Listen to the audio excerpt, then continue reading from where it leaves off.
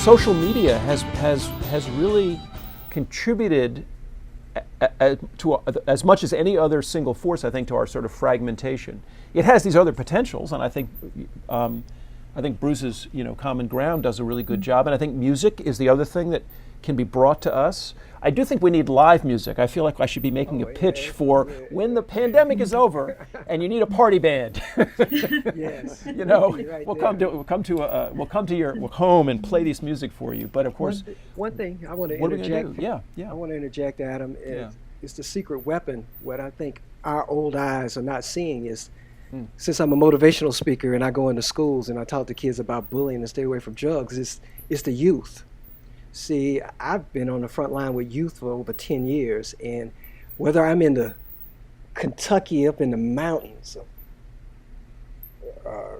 or down in Mississippi or Florida or here in Atlanta in the hood, there's a spirit. If I play a particular song, the kids in Kentucky know the same song, or in the woods of Mississippi, they all know the same music because of the internet.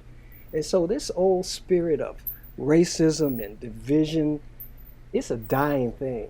I mean, look at the protests. That's a testament to it, because they all connected now. They know through YouTube that black people do goofy things and we know white folks do goofy things, but then we find out some surprises that, hey, that white boy can dance just like us, and we say, oh, that.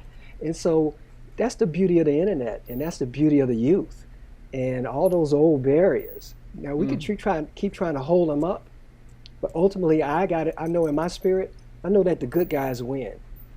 So you only could be bad and keep trying to push up and try to divide for so long, but ultimately, I think good will win.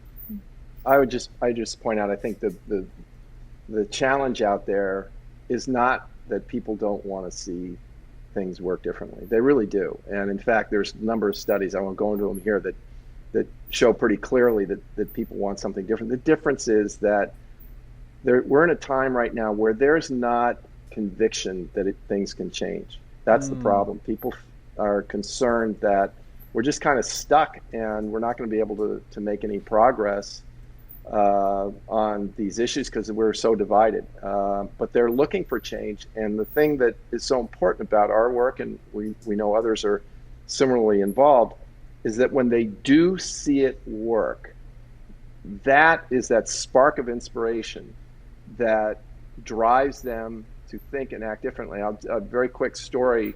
When I was a kid, I'm sure some of you saw the ad with the Native American with the tear, and it was an outcry against how we were polluting the environment and so forth. And I grew up in a very conservative family, but I became very environmentally concerned at that point in time, and that was what did it. Was just that thing that said, I can see it. We actually can do better, and the ad was a call to action, to think and do better. And when people can see that can happen, that's when you start to change minds. We each have a role to play. We can all take that first step in bridging divides, talking with others that we know disagree with us, and really listening to understand why they think that way before we draw judgments about their character. It's not hard. It can be done.